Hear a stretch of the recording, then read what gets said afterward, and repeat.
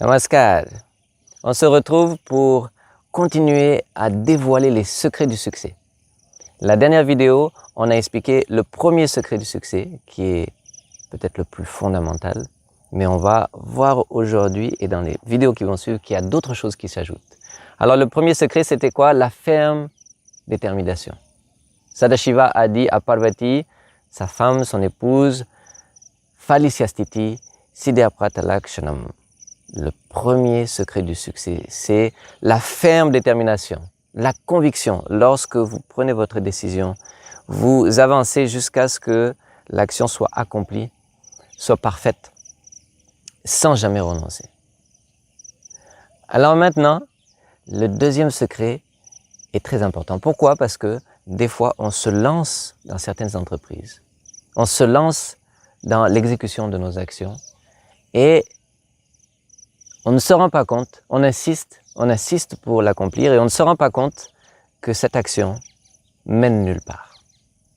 Peut-être des gens nous le disent, peut-être l'univers nous envoie des signes, mais peut-être intérieurement aussi, notre voix intérieure veut nous dire quelque chose. Mais on ferme les oreilles à tous ces signes et on avance obstinément.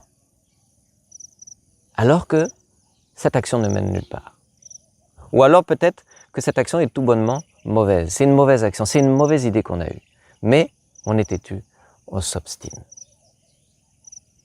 Donc la première chose dont on va parler aujourd'hui, c'est de reprendre ou de toujours garder le contact avec soi-même. C'est pourquoi il est important d'avoir certaines qualités spirituelles pour la réussite dans la vie. Pourquoi? Parce que ça nous permet d'arriver à calmer notre mental et d'arriver à rester en contact avec notre fort intérieur, avec notre voix intérieure. Et cette voix intérieure, ou cette réceptivité à certains signes subtils de cet univers, nous permet de nous rendre compte que non, ce que j'ai décidé de faire n'est pas une bonne idée. Je dois rebrousser chemin. Peut-être que je vais garder ma vision, mais sur cette action en particulier, ou sur la vision en général, je me trompe.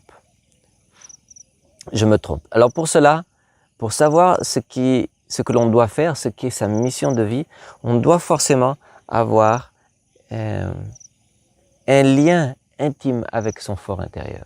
Et ce lien intime, on l'entretient par une forme de méditation, même si ce n'est pas la méditation en tant que telle, par la capacité de calmer son mental et d'écouter son fort intérieur qui est plus profond, plus subtil, qui est au-delà de nos peurs, de nos angoisses, de nos désirs de récompense, de nos... Vous voyez dans la dernière vidéo, on a expliqué que ces actions-là que l'on fait juste pour le désir d'une récompense ou juste par peur d'un châtiment ne sont pas des actions qui peuvent mériter le terme de mission. Quand on parle de mission de vie et quand on parle de réussite dans la vie, on doit parler de mission de vie c'est une qualité déjà élevée de l'homme.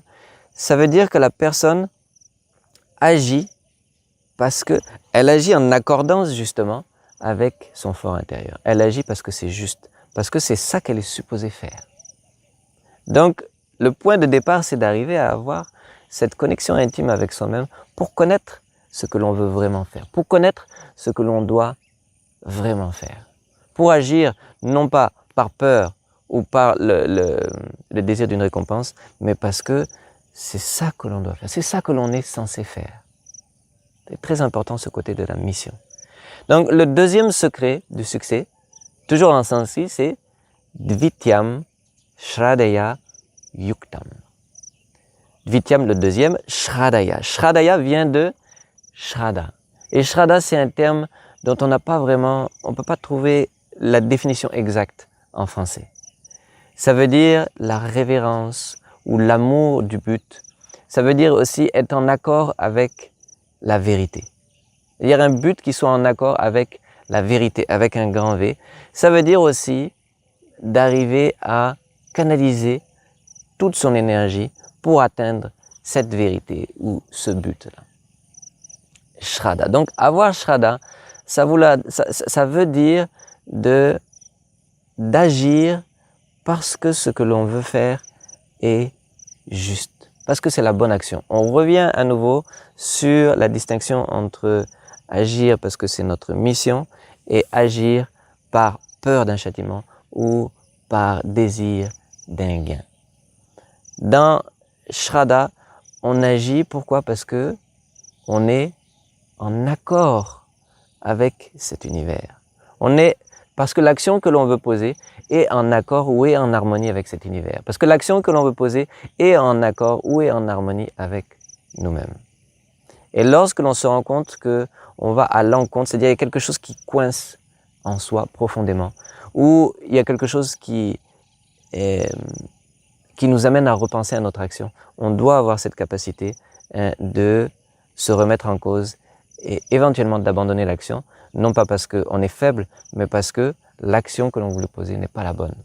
Je me rappelle d'un ami, un businessman, un très bon businessman, qui me disait que parmi les raisons de son succès, c'est justement cette capacité qu'il a, même lorsqu'il a beaucoup travaillé pour mettre en place un projet, pour mettre en place un business, si le jour de la signature du contrat, il a un petit doute, il sait dire non, il sait renoncer.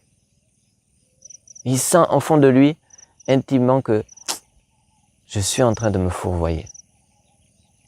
Il renonce. Donc cette capacité-là est très importante de savoir est-ce que ce que je fais est en accord ou non avec ce que je dois faire. Avoir une vision, donc la mission présuppose une vision. On a une vision pour notre vie, avec certains buts que l'on veut accomplir, et cette vision doit être mûrement pensée. Elle doit être bonne, elle doit être en accord avec les principes de Jama et Niyama que l'on a vus, et aussi elle doit nous parler. Elle doit nous parler à l'intérieur parce que la force que l'on veut développer ou que l'on veut éveiller, avec cette détermination dont on a parlé, elle ne pourra être éveillée que s'il y a cet accord. Que s'il y a cet accord avec notre cœur et que s'il y a cet accord avec l'univers. C'est pourquoi on parle de Shraddha en sanskrit. Shraddha. Et dans le monde spirituel, si on a compris que le but ultime de sa vie, il est en fait spirituel, que ce bonheur que l'on cherche ne peut être atteint que par un développement spirituel, que par une recherche intérieure. Ici, il s'agit de faire en sorte que toutes les actions que l'on pose dans ce monde aillent dans le sens de la réalisation de ce but ultime. C'est pourquoi dans le yoga ou dans la sagesse, on parle d'un mode de vie. C'est pas seulement au moment de la méditation, c'est pas seulement quand on fait ses postures de yoga, c'est pas seulement quand on lit de la philosophie qu'on est un homme spirituel. Non, la spiritualité est devenue la mission de notre vie. Je vais vous raconter une histoire. Lorsque j'ai rencontré la première personne qui m'a poussé sur ce chemin, c'était une Didi. Et donc on était dans une ferme. C'était en République tchèque. On était dans une ferme et il y avait 1001 choses à faire, évidemment. Il faut préparer, il faut bien sûr préparer les champs, labourer les champs, cultiver, ramasser. Bon, toute la vie de la campagne, plus la vie domestique. Et un jour, j'étais en train de nettoyer les assiettes. Et elle vient me voir et elle me regarde un peu par-dessus les épaules. Et elle me dit, tu sais, je peux connaître la qualité de ta méditation, ou je peux connaître la qualité de ton épanouissement spirituel, de la manière dont tu laves l'assiette. Et ça m'a beaucoup étonné. Ça m'a beaucoup étonné parce que, en fait, notre but, on s'approche de notre but à chacune de notre action, à chacune de nos actions, à chaque moment, à chaque seconde. Et dans le but spirituel, de laver son assiette, c'est aussi une action spirituelle. Quoi que vous allez faire dans votre vie, le but ultime de cette action, c'est de vous épanouir spirituellement, de vous élever spirituellement. Donc on ne va pas laver l'assiette ou seulement parce que c'est notre tour de laver l'assiette, ou parce que si on ne lave pas l'assiette, on va être grondé par la maman, le papa ou les amis. On va le faire parce que cette action fait partie de la réalisation de notre but ultime. Et on va le faire avec cet amour, cette application qui nous met justement en lien avec la spiritualité, avec la conscience suprême, avec notre fort intérieur. Donc quand on parle de détermination, et quand on parle de Shraddha, il faut bien se dire que ce n'est pas un remède miracle. C'est-à-dire qu'en fait, Shraddha et la détermination vous permet de vous engager à 100% dans le travail qu'il y a à faire. Ce n'est pas quelque chose qui va faire le travail comme par magie.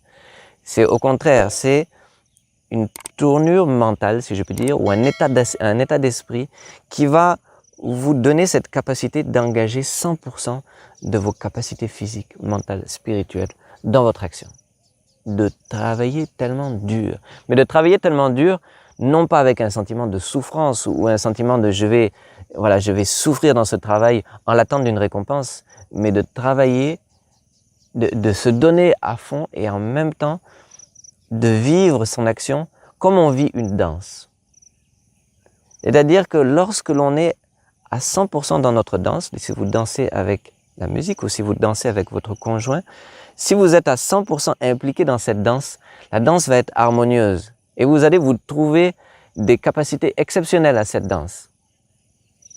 La vie aussi, c'est une danse. C'est une danse où lorsque l'on arrive à être à 100% en accord avec notre action et à donner 100% de nous-mêmes lors de notre action, on ne voit plus le travail comme un travail. On ne voit plus la vie comme une souffrance. On voit la vie comme une danse. Même si cette danse peut être des fois dure, peut être des fois amère, avec toutes les difficultés que l'on connaît. Mais on est en rythme. On est en train de vivre un mouvement harmonieux avec cet univers. Et on ne voit plus le travail comme du travail. Il y a des gens qui me demandent, mais Dada, est-ce que tu prends des vacances des fois? Ou est-ce que le travail n'est pas trop dur? Je ne pense pas en termes de travail ou en termes de vacances. C'est la vie seulement. C'est la vie et son rythme qui s'enchaînent. Et cette sensation que petit à petit, on arrive à vivre ce que l'on est censé vivre. On arrive à toucher du doigt quelque chose qui est extrêmement profond, extrêmement paisible. Et même dans le feu de l'action, même si on peut être entraîné à certaines frustrations, à certaines difficultés, mais au fond de soi, il y a une grande paix. Il y a une grande paix de savoir que je suis en accord avec moi-même. Je suis en accord avec cet univers. Ce que je fais est bon pour moi-même. Et ce que je fais est aussi bon pour l'univers. Donc, toutes mes actions ont un sens qui m'amène vers la réalisation de moi, de moi-même, la réalisation de soi. Donc, vous voyez que Shraddha, automatiquement, vous entraîne à une perspective spirituelle de votre vie. Parce que pour être en accord avec soi-même et pour être en accord avec cet univers, il faut avoir ce lien intime avec son soi, avec son âme, avec son fort intérieur. Alors vous aurez du succès dans votre vie. Et ce succès sera avant tout, une fois encore, intérieur. D'être en paix avec soi-même. Pourquoi? Parce que on a donné tout ce qu'on a pu. On a donné 100% de nos capacités à l'exécution de quelque chose qui nous épanouit. Et c'est ça, le succès dans la vie. Voilà, donc on a parlé dans un premier temps de la détermination, facteur essentiel. Dans un deuxième temps, on met une petite bémol de dire attention, ça ne doit pas être de l'obstination. Ça doit être quelque chose qui est mûrement réfléchi, qui est en accord avec votre fort intérieur, en accord avec cet univers. Et ça doit être une mission de vie dans le sens que chacune de vos actions, chacune de vos respirations est une respiration de plus et un pas de plus vers l'accomplissement de ce but. Je vous souhaite une très bonne journée pour ceux qui débutent la journée, une très bonne soirée pour ceux qui la terminent. Merci, namaskar.